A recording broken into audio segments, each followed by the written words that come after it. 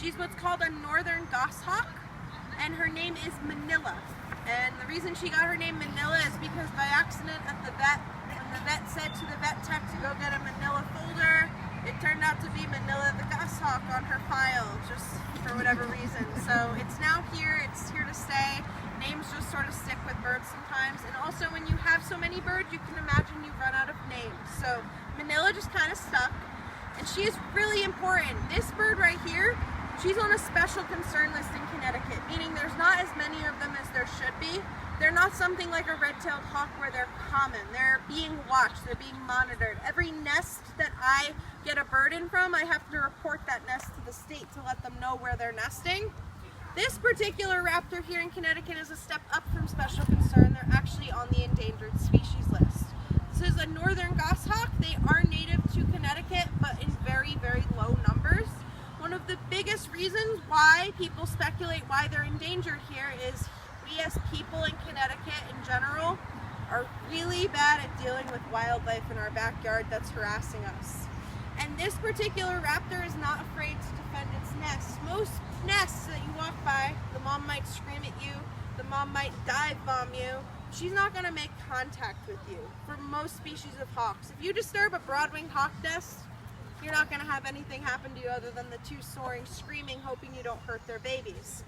If you disturb a northern goshawk nest, you better have goggles, a hard hat on, and be ready to be taloned in the arm because these birds will ferociously protect their babies.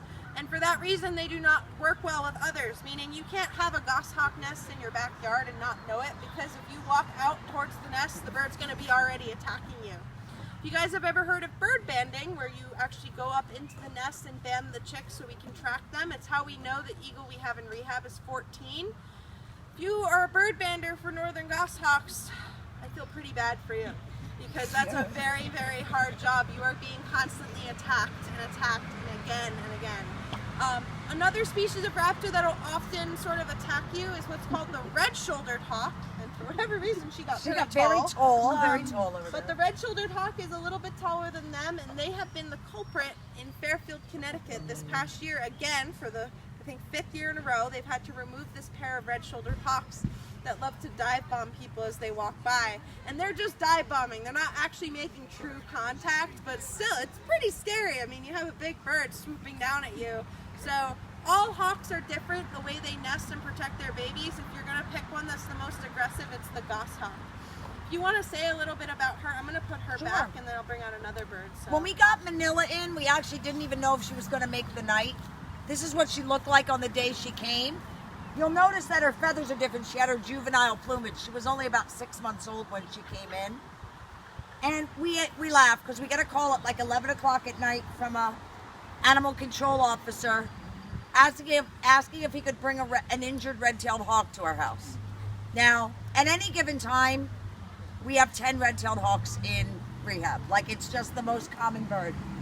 So, like, there's a little part of you that at 11 p.m. wants to go, oh, I'm sorry, we are full.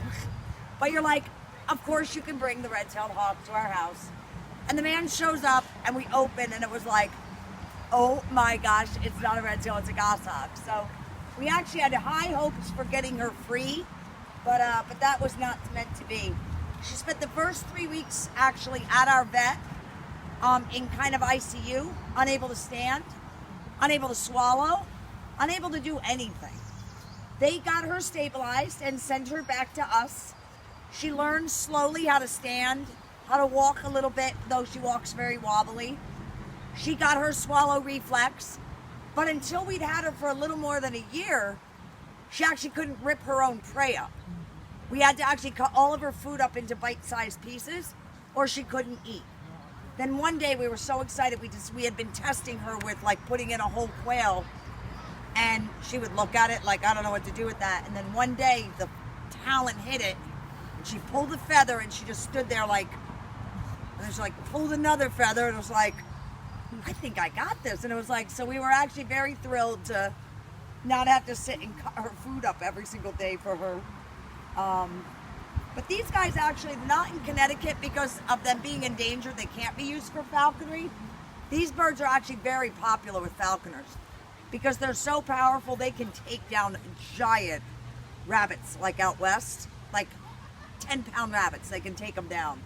So, but in Connecticut, you can't hunt with a goshawk because they are an endangered species. So you can't be a falconer and use a goshawk. Personally, I love their markings. Her eyes are turning orange. They'll soon go bright red within another year or a year and a half because she's an accipiter, which is the same family as the Cooper's hawks that you see eating your songbirds at your feeders. Her eyes were blue when she came. They turned to yellow. Now they're orange, and I can't wait to see what they look like when they're red. What are you doing? Excuse me, how many falconers are there in the U.S.? In the U.S., Christine, how many falconers in the U.S.? 5,000. There's only about 12 active in Connecticut. So, Most of them are in California and the western states. yeah, I guess because of the laws and just, it was the last, Connecticut was the last state to legalize it.